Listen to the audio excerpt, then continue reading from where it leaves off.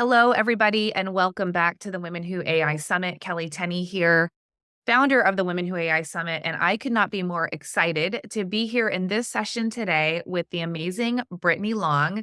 I was sharing off camera how much I've heard about Brittany and how every time we have a summit, people are like, you have to get Brittany. So I'm kind of fangirling right now, Brittany, that we finally get to talk and I finally get to have you here on the summit. So thank you so much for being with us. I'm excited to be here. Thank you for having me. Thank you. For those of you that don't know Brittany, Brittany is an award-winning former educator who works with entrepreneurs to automate their businesses for a regret-free life. Through the use of AI and evergreen strategies, she takes Fridays off and shows other entrepreneurs how to do it too. Brittany is known for her out-of-the-box thinking and engaging, helpful, actionable trainings. Brittany, I don't know if you know this, but we have that education piece in mind. So I'd love to hear a little bit about how you moved from education and landed here in the entrepreneurial AI space.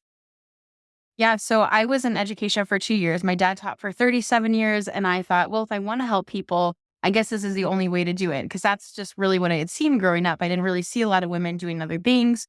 And I definitely saw people saying, well, if you want to be a helper, you be a teacher or a nurse. And I don't like blend. So I thought, well, I'll be a teacher. And after 2 years, I had a cancer scare and I thought I was dying because they told me that.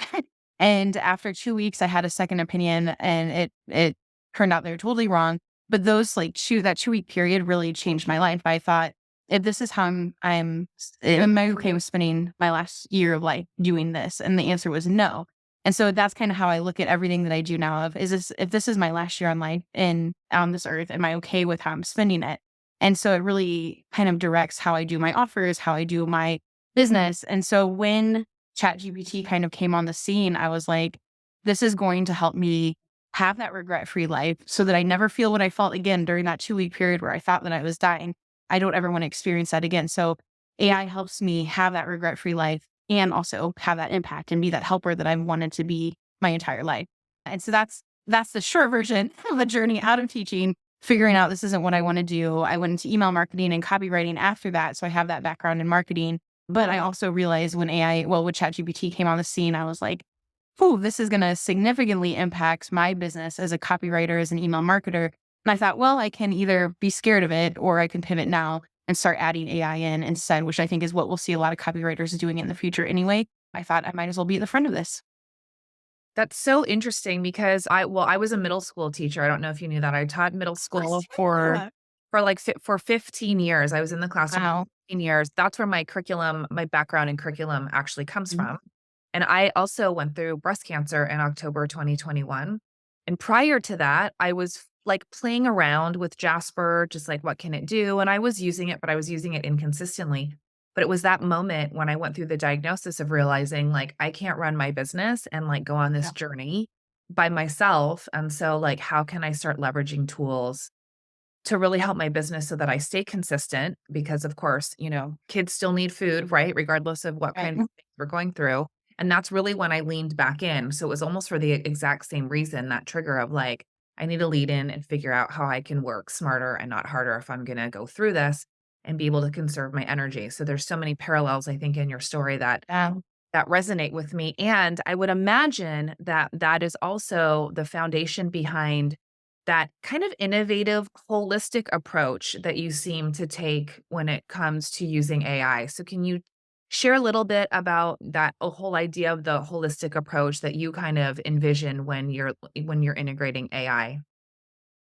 Yeah, so a lot of times when we think of AI, we think of using it for business, using it to make more money, to save more time. You see that messaging.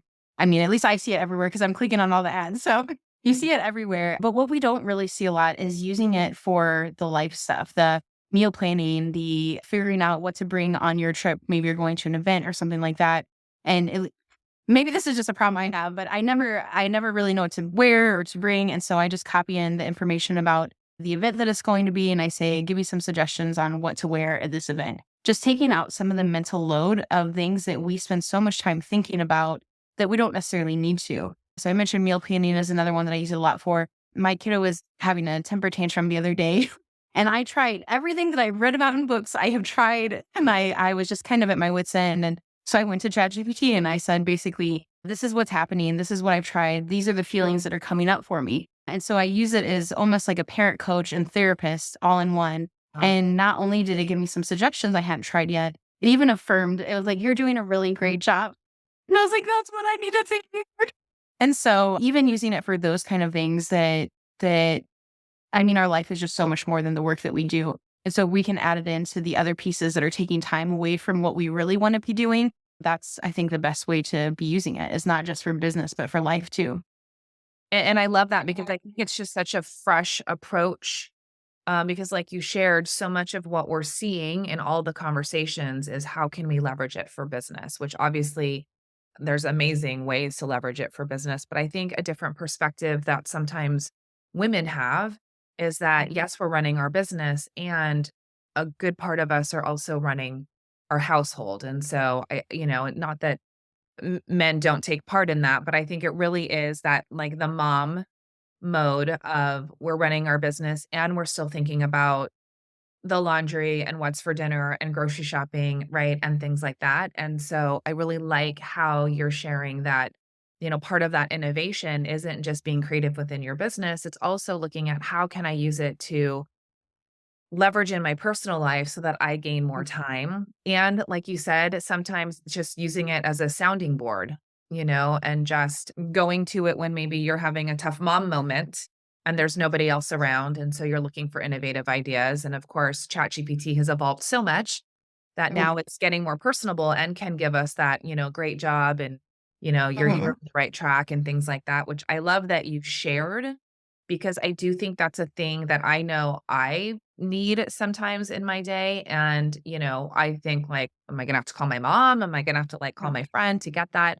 So I love that you shared that, that's something on just on a personal aspect that you've been able to get from using AI. Mhm.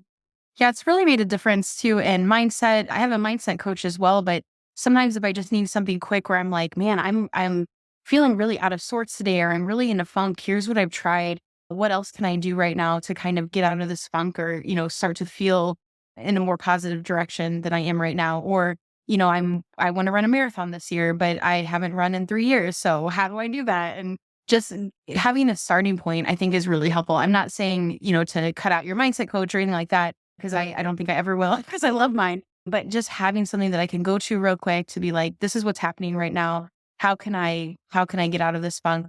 I think it helps us shortcut our time spent in that growth period. Like, I think a lot of times we have that time when we're learning something new, when we're growing, whether it's personal development or it's business or whatever, where in the past we've had to really it's been a challenge. You've had to spend a lot of time working through your mindset, working through figuring everything out with it. And then you start to move up and then you go down, then up, then down. But with AI, I think that we can really move faster in the direction that we want if we use it to help us work through stuff that's coming up for us or work through problems that we're having that we're stuck on.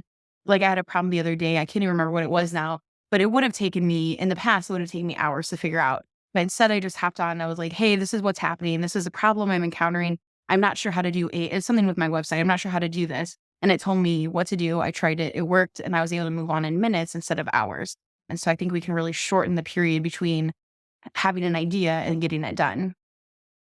I really love that, and as I shared in the beginning of this session, when I look for who people wanna hear from, who people think of when it comes to Women Who AI and the innovation and things like that, you're always part of that conversation. People are always shouting you out saying, "You have to talk to Brittany." So why do you think what do you think it is about, like, some of the workflows you have or some of the things that you do that have that make you be seen as an innovator? Can you share maybe one of the things that you do with inside your business that maybe might be seen as innovative or just, where do you think that comes from in the people that follow you? I think a lot of it is from my teaching background, because I take an approach of how can we figure this out instead of a lot of times you'll see people talking about AI and they talk about it at a very, very high level, that makes it really inaccessible. And I think that's something that I've brought to a lot of people is an accessibility with AI. They walk away saying, first of all, my mind's blown, but also I can do this too. And I think we do that by sharing the prompts in a really understandable way, by showing how we're conversational using AI. That's something that a lot of people come in, they're like, "Oh, I can actually talk to it kind of like it's a human. I didn't realize that," or like it's a team member or like it's a counselor. And so I think that's something that's been really helpful to a lot of folks that have worked with us. And then I think also my willingness to help people figure stuff out. Like I said, I just want to be a helper. And so if I see somebody struggling with something and they're like, oh, I really wish I could do this, I'm like, how can we do AI or use AI to do this? And most of the time, there's a solution to it using AI, and it's much faster than them figuring it out on their own. So I really like being able to bring that personalized and customized touch to it while also making it as accessible as possible. So when it comes to accessibility, can you share maybe one of your workflows or prompts that you would give to someone who's just trying to start out, something that maybe is really going to like blow their mind, like you said, like, oh my gosh, this would have taken me hours, but it's still something that's like really simple that any level can actually benefit from using it. Yeah, I think our content creation workflow is one of the simplest ones that I've seen out there. And so what we start with is we use ChatGPT or Claude to help us come up with ideas. And so I'll say something like, I have a business doing X, Y, and Z, and I want you to help me come up with content creation ideas based on what you think my audience will be most interested in. My end goal is to get them to this product. So then I give it my audience, I give it the product information. So it can kind of help me work backwards on those content ideas. Then once it comes up with all the content ideas, I say, okay, now I want you to come up with an outline. I usually do a YouTube outline or podcast outline on this particular topic. So then it comes out with that outline. The next thing that I do is use Loom or another screen share video kind of service. And I just record myself giving my thoughts on that particular topic. And then from there, I can use that in a video. I can use that as a podcast episode. I can also take the transcript and then turn it into all the other content.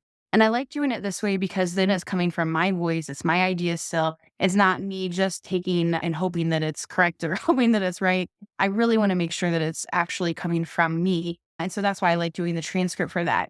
And then once I have the transcript, I'll say, okay, now I want you to use the transcript to come up with an email for me about X, Y, and Z. From that one transcript, usually anywhere from 6 to 10 minutes long, we can come up with about 4 emails, about 4 or 5 Facebook posts, double that on Instagram. We can do TikTok scripts from that. And all of it comes from that one 6 to 10 minute piece of like pillar content.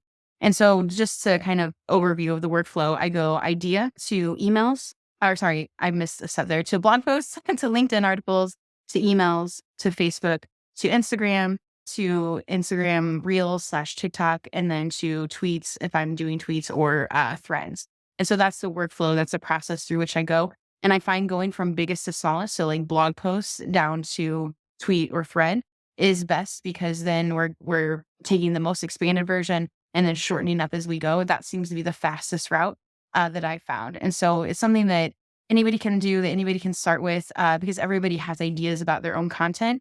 And sometimes it's just figuring out where to start with that. And that's where we get the ideation. But then once you have the outline, you really just get to kind of talk out your thoughts, which is super helpful, especially for people that are external processors like I am. If you're an internal processor, then taking the outline and writing your thoughts instead might be helpful as well. I love that you're sharing this prompt for a couple of reasons. First, I do a lot of micro course creation, and what I've found is when my clients finally have their micro course outline and script, I'm like, you're golden. Like now that you have the big thing, you can, like you're saying, you can make your blog, you can do YouTube reels, you can break it down into, social media posts all the way down to a thread, right? So I love that that's, your take on it too, is recognizing that with AI, if you give AI that bulk content, then it's almost like limitless what you can do with that content once it has that bulk content. And I feel like maybe it's the educator in us that understands the like big part to pieces, right? Like whole to parts. Because I see a lot of other people start with like the social media post and then they try to build from the social media post up to create the blog, right? So I think I always find it interesting how people approach building content out with AI. So I love that you also are like that, like whole to part kind of person. And again, maybe it's just the educator in us to recognize you have to like start with the big picture right before you get all the way down. But the other thing that I love about this, which is really why I think that innovation comes in, is, when we did the first Women Who AI Summit, that was last April, right? So that was April 2023. This is our third one. And April 2023 was really all about the prompt, right? We had amazing women that came on. They were all sharing the prompts that they were using. All the free gifts were about prompts and things like that. Yet, like I can tell, and, many people who are probably immersed in AI have seen ChatGPT evolve, but I think your innovation really is speaking to this idea of we don't need a prompt anymore, right? Like it's just about having the conversations, like you said, like Mhm. it's a real human, letting go of that workflow, like what is the workflow and the steps, and just recognizing you can say, can you help me create a social media post from this blog? What might be a call to action that this blog should have? Right? Like I even will sometimes say like what kind of images might resonate with my reader when they're reading Mhm. this blog? And it really is that back and forth questioning Mhm. that has completely evolved from the very beginning when ChatGPT came out, when we really needed to have it take a role and give it like very specific instructions and variables. Mhm. Sometimes I realize, and I don't know if you see this, I'll just ask it a question and I'll press like enter before I forget to give it information. And I'm just like, oh, I guess it already knew what I was going to ask it, Right. right? Like it just Mhm. picks it up. And so, I think that's where we're seeing like true innovation in what you just talked about is recognizing like I can let go of those prompts because Mhm. you're using AI so much in your life and in your work Mhm. that now you've realized like I can have that conversation and I can move away from being tied to, those workflows and things like that. So, for women who are on here who maybe are like, okay, I've been trying to use AI, but like now I'm really serious. Now I really want to lean into it. Now that I don't have to worry about prompts, now I want to see what AI can do. What is some advice that you would give them? Just women who are either aspiring to integrate AI more in their business or women who are maybe just looking to play a bigger role when it comes to AI, the AI industry. So I would say two things. One, for those of you that are just starting out, I would say if there's something that you want and you're not sure how to ask it, and you can even say things like, I want this. This is the outcome I want, but I'm not really sure how to ask you. If I wanted to get this outcome, what prompt should I give you? So to your point about prompts earlier, sometimes you don't even need to know a prompt. You can just say, this is what I want. How do we get there? And it's going to help with that. But then to everyone else, so to those of you that want to become a leader in this AI space or just want to start using it more, I would say the biggest obstacle is going to be your imagination. So what you can imagine is possible, most of the time we can figure out a way to use AI to make it possible. And where I see people getting stuck or where I see people not using it to its fullest potential is just because they have these, what is it called? The things that horses have sometimes, Oh, the the blinders. blinders? Yeah.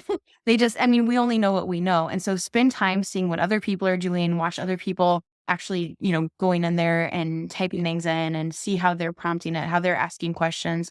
But the biggest, it's going to be as big as your imagination. So think big, think about all the wild things that you'd love to do that maybe you feel like you can't because you don't have time, and just see how AI can help you with that. That's such great advice. And, that's something that we hear so much now in the evolution of the conversation, right? Is just if it was a team member, if it was your business partner, right? If it was, someone who was helping you around the house, like just have those conversations and recognize that you can have those conversations. And it's true. I think, and no disservice to all of the AI experts out there, but we really are very much focused on, like we said earlier, the work part of AI, right? And I think true innovation and integration is recognizing that it's a tool that we can use in all the things. And so I love that you said, think about like the things you would love to do or think about the things you wouldn't love to do and see if AI can help you with that. Like I don't know about you, like I know you're a mom, like what is for dinner is like the worst question. Yes. The worst question. Like give me any other question and I can handle it, but that whole what's for dinner question. And so, using AI for like, this is what I have in my fridge. My kids are tired of the fettuccine Mhm. alfredo I always make. Like, what can I make that's different? Is really that holistic integration that I think that you're all about, that I really think is refreshing. As I shared when we talk about, how are we using AI in a way that's over and beyond what we're typically seeing in the AI space. Which so thank you for that. And I know that one of your free gifts that you are sharing with the summit members today is is about that holistic approach, right? So it is something that's a little out of the box, if you will, of what we're typically going to see. So can you share a little bit about what your free gift is for all of us? Yeah, so we have how to use AI for meal planning because, like you said, we all have to eat. So, but that question is one that gets me every day where I'm like, I don't know, I don't want to think about this. And so, using AI to kind of take that mental load off your plate, I'll show you how to do that. It's a free training for you to use, and it's really easy. You're never going to meal plan ever again the old way. Like it's going to change your life. That is amazing. And again, so I know everybody watching this, you can all be relieved, right? For those of you that are like us, that are like, I cannot handle that what's for dinner question. Like Brittany has just changed all of our lives. I know I can't wait to get into that because that's like the one thing I feel like I can't do on a daily basis is figure out what to make for dinner, right? And I know for some of our VIP members, for those that upgraded, you have been gracious enough to give us a month-long free trial of your AI Copy Club. So do you wanna share a little bit about your AI Copy Club? Yeah, so AI Copy Club comes from my background in copywriting and email marketing and marketing in general. And I found that one of the things that people get stuck on was the copy. And so they'd be like, well, it doesn't sound like me, or it's not converting, it's not making sales. And so I see the same problems again and again. And so I wanted to address that. And that's really what AI Copy Club does, is it helps you write the copy for your business, for your email marketing, for your slides, for your presentations, for your affiliate swipe copy, like every kind of copy you can think of we talk about in there. We include a coaching call a month. We have co-working sessions, but my goal is just to help you bust out the stuff that takes most people the longest in their business, which is the copy side of it. And it's of course one of the most important parts of your business too, because if people don't understand what you have, the messaging isn't right, you're not going to see those sales, even if it's an amazing service, amazing product. And so AI Copy Club helps you write quality copy that sounds like you much faster. I love that. So for those of you that have upgraded to VIP, you get that inside your VIP vault, and if you haven't upgraded to VIP or you decide later, like, "I know Brittany had something really amazing," make sure you're following Brittany and check out her AI Copy Club because I think you're right. I think that we really get stuck in the weeds of that content creation. I know I do. I know a lot of my clients do. And for somebody who doesn't have a copywriting background, we know that AI is something that can help us with that. But so many of what you mentioned, I think people are still seeing those pain points around like, what copy do I create? How do I make it sound like me? How do I like capture what my mission and value is? And I think it's always helpful to have experts and guidance when it comes to that until the user gets comfortable enough to recognize what AI can do and just, understands like what a flow might look like. So that's super valuable. I know that is really your specialty. So thank you for gifting that to us. And for everybody out here who's been watching this session, I know that you are probably thinking about using AI in a whole new different way, not only within your business but also in your life. So thank you, Brittany, for that inspiration. And would you like to leave us with any last words for everybody that's watching? I think the biggest thing is to think big and challenge yourself, or challenge the idea of what AI can be used for, because it's going to make the rest of your life so much easier. And it's going to make it so that you can do more of what you want to do in your business, but also in your life. Because, we only have this one life. So you really want to make the most out of it. Yeah, amazing. Thank you so much, Brittany. And thank you, everybody, for joining us in this session of the Women Who AI Summit. We'll see you in the next session. Take care.